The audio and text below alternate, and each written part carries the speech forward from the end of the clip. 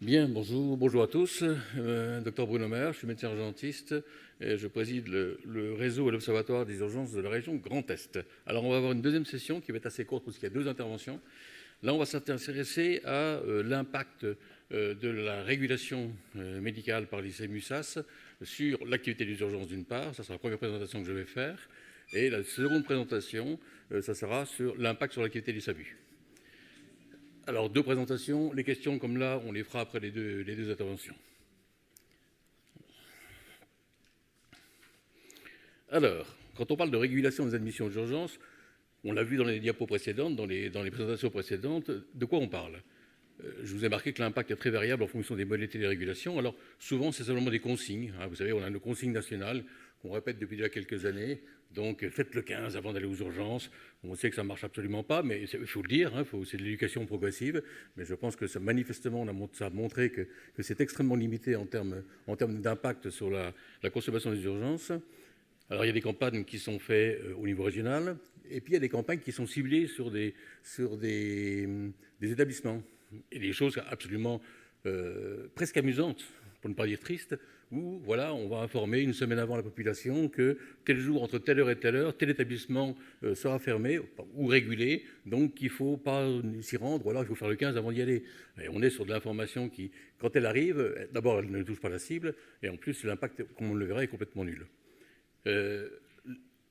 La régulation, quand on parle de régulation au niveau des urgences, il y a la composante donc, communication au sens large du terme, et puis il y a la composante régulation au niveau de l'établissement de santé. Et ça, on va voir que ça, c'est quelque chose qui peut potentiellement marcher.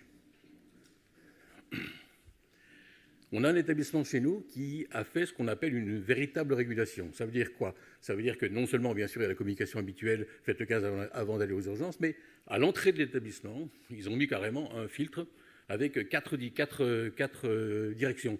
Le premier, c'est tous les patients qui arrivent en transport sanitaire, que ce soit en VSAB ou en ambulance. Donc ceux-là, par définition, ils ont été régulés, donc là, pas de souci, ils passent. Deuxième flux, dans cet établissement, ils ont un centre de soins programmés et une maison médicale de garde qui est dans l'enceinte de l'établissement. Ceux qui se dirigent vers ce centre de soins programmés, pas de problème, ils passent. Troisième flux, c'est ceux qui vont aux urgences, mais qui ont été régulés. Donc là, pas de problème, ils passent. Et puis le quatrième flux, c'est ceux qui vont aux urgences, mais qui n'ont pas été régulés, auquel cas, on leur file un téléphone et ils tombent sur le SAMUSAS. Et là, quand on arrive à ce niveau de régulation, on va voir que là, ça peut marcher. Alors après, c'est quoi une régulation qui marche? Comment on peut évaluer l'impact de la régulation? Alors l'indicateur le plus évident, c'est pas compliqué, on regarde le nombre de passages, le nombre de RPU.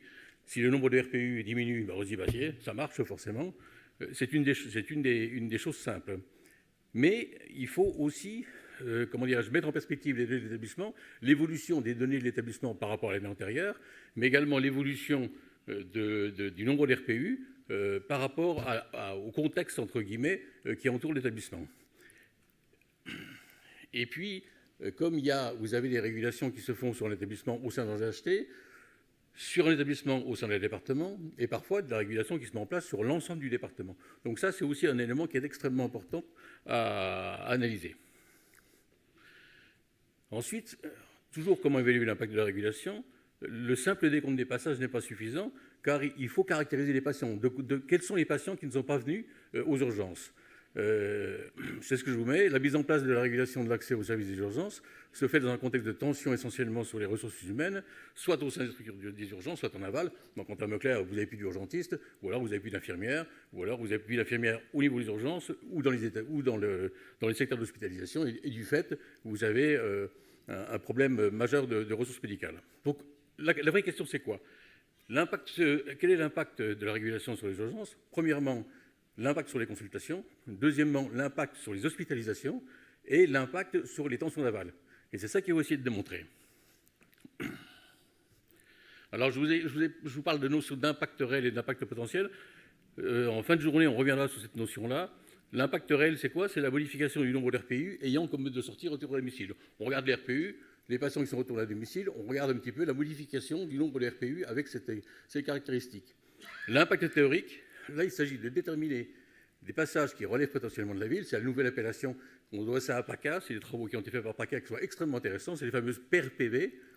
Et cette notion, elle cherche à mesurer l'impact de la régulation, non pas sur la population qui a eu recours aux urgences, mais sur la population qui n'aurait pas dû avoir recours aux urgences. Et vous verrez que tout à l'heure, c'est extrêmement intéressant. Donc, deux approches pour évaluer ces PRPV. Alors, nous, de notre côté Grand Est, on avait fait la version simple. On regarde les passages des patients qui sont venus par moyen personnel en mode de transport à l'admission. On prend les CCMU1, CCMU2. On sait que ça ne sert à rien, les CCMU1, c'est une très mauvaise qualification, mais c'est ce qu'on avait. On avait à l'époque que ça, donc on a utilisé.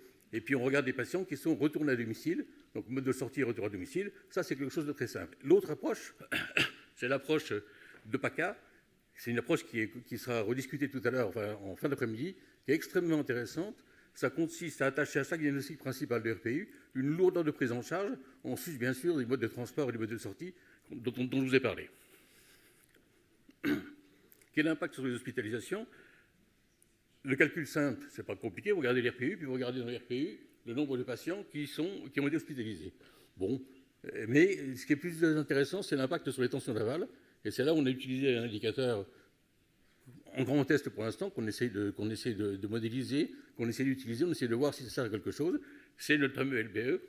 Et là, c'est un indicateur rétrospectif issu d'RPU qui vise à estimer un indicateur reconnu, et là tout le monde est d'accord, qui est combien de patients sont restés la nuit sur le brancard. Alors, la définition de LBE, c'est quoi? On prend les RPU, qui sont des patients qui sont présents à 8 h du matin, qui sont arrivés dans le service depuis au moins 22 heures la veille, donc ça veut dire qu'ils ont passé 10 heures aux urgences, et qui, au décours de leur passage, seront hospitalisés. Ensuite, on va voir les résultats. On s'est rendu compte que pour mettre en évidence un impact sur la régulation, il faut qu'il y ait des périodes longues et continues de régulation. Autrement, ça ne marche pas. Si vous avez une fermeture un jour donné, une régulation un jour donné par-ci par-là, on n'arrive absolument à rien démontrer. Il faut que le périmètre géographique soit large, idéalement le département. Il faut qu'il y ait une vraie régulation qui intègre bien évidemment non seulement la régulation, le consigne de WO15, mais surtout une régulation locale au niveau des urgences. J'aurais dû boire un coup avant de faire ma présentation. Tu vas peut-être me chercher un petit verre de presse, s'il te plaît? Il y a un président qui est très, très agile. Un peu plus de nerfs, s'il te plaît. Ça, c'est l'effet dégustation de vin rouge et blanc hier soir.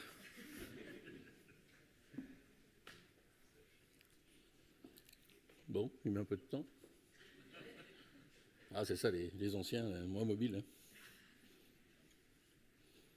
On va perdre une minute. Bon, alors moi, je ne sais pas bien, mais je n'ai pas anonymisé les hôpitaux. Bon, en même temps, c'est de la donnée publique. Hein. Bon, on s'est posé la question, est-ce qu'on vire les noms ou pas? C'est de l'eau, hein.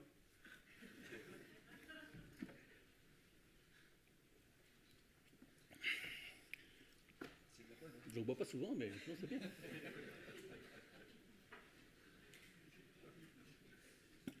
Voilà. Ça va être plus facile pour articuler.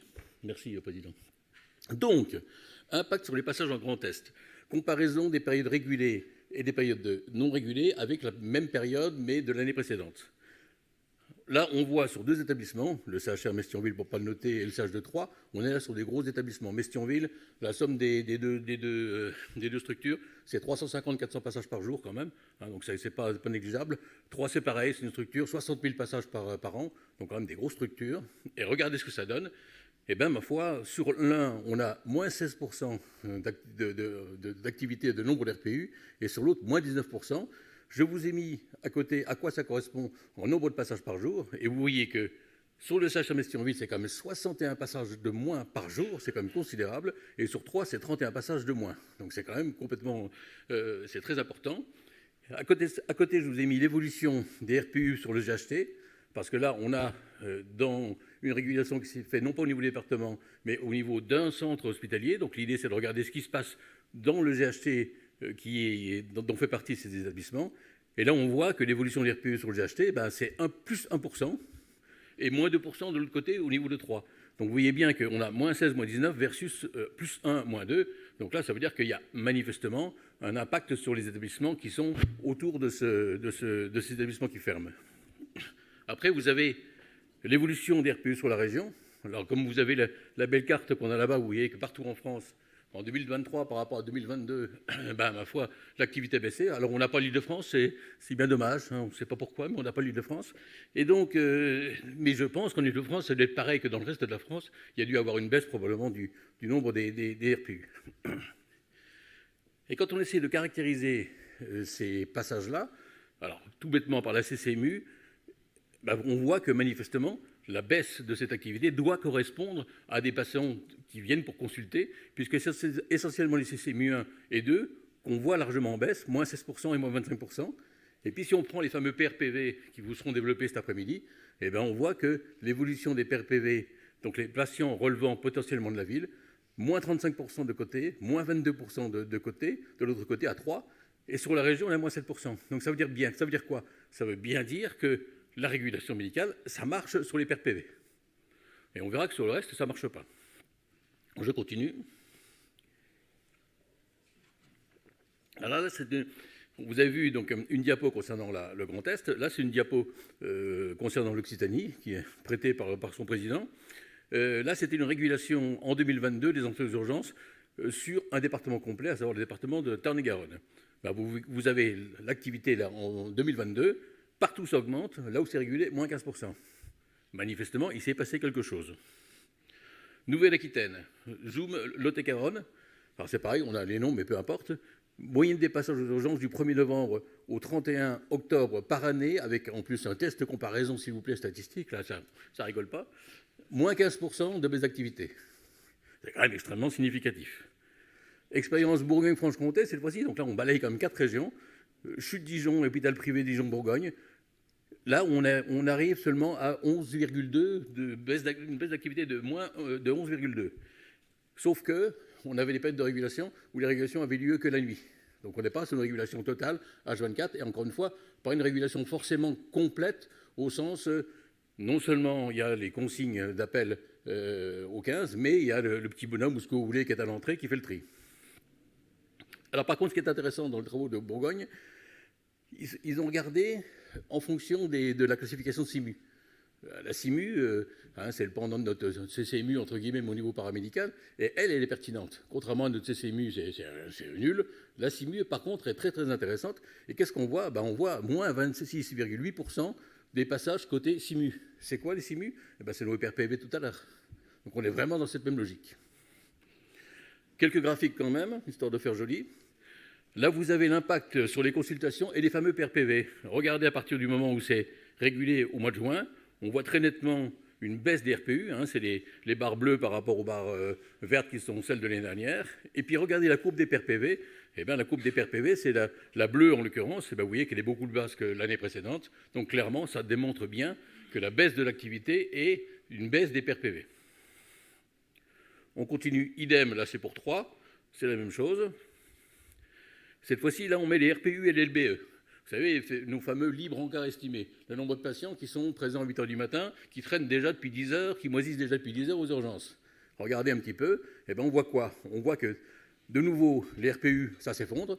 Clairement, il y a une baisse d'activité tout à fait significative. Par contre, les LBE, ça ne bouge pas. Voire même, c'est une tendance à augmenter. Et c'est normal parce qu'on parle en valeur relative. Donc forcément, donc en termes clairs, ça veut dire quoi? Ça veut dire qu'on n'impacte absolument pas, la régulation ne permet pas d'améliorer l'attention des urgences. En tout cas, l'attention de l'aval. Idem, RPU, LBE, cette fois-ci sous CHR de Metz-Thionville. On est sur les mêmes logiques. Conclusion. Comme ça, je suis assez rapide. A priori, je suis dans les temps, Président, malgré mon verre de flotte. Conclusion. La régulation des admissions aux urgences par les SAMU-SAS a un impact s'il s'agit d'une régulation sur une période à un périmètre suffisamment important et avec une régulation complétée par un dispositif local. Ça, c'est fondamental. S'il n'y a pas de dispositif local, si c'est que des consignes, appelez le 15, ça ne marche pas. En tout cas, ça ne marche pas très bien. Ça diminue le nombre des passages aux urgences de l'ordre de 15%. On a quand même 4 régions, on a pu étudier, on est toujours sur le même ordre de grandeur. Donc on arrive à baisser l'activité des urgences de 15%, c'est quand même pas négligeable. Il y a un travail qui a été fait, je crois que c'est chez toi, Laurent, sur le ressenti pour les urgentistes. Nous, c'est pas un travail, c'est juste une interrogation, entre guillemets, des médecins urgentistes. Vous avez fait un truc un peu plus compliqué, un peu plus sophistiqué, pardon. Et en l'occurrence, le ressenti au niveau des médecins urgentistes, c'est vraiment quelque chose d'extrêmement positif. Bah, imaginez quand même, vous êtes dans un service, vous avez 30 malades de moins par jour, même si c'est entre guillemets des conneries, même si c'est des PRPV, même si c'est des patients qui nécessitent une simple consultation, bah, vous avez un sentiment quand même, les couloirs sont plus vides, entre guillemets, en tout cas moins bombés, et ça c'est quand même vachement important. Par contre, ça n'impacte pas les hospitalisations et ça n'impacte pas les LBE, donc les tensions d'aval. Donc ça veut dire quoi? Ça veut dire qu'en résumé, il faut faire de la régulation. Ça sera une conclusion, on verra dans la dernière diapo de la deuxième présentation. Il faut certainement réguler systématiquement les admissions dans les services d'accueil d'urgence, en sachant qu'on va rendre la vie des urgentistes un peu moins insupportable. Clairement, on va baisser l'activité clairement. Par contre, ça ne résoudra absolument pas les problèmes de tension d'aval et ça ne résoudra absolument pas le manque de lits. Voilà, on va passer à la deuxième intervention.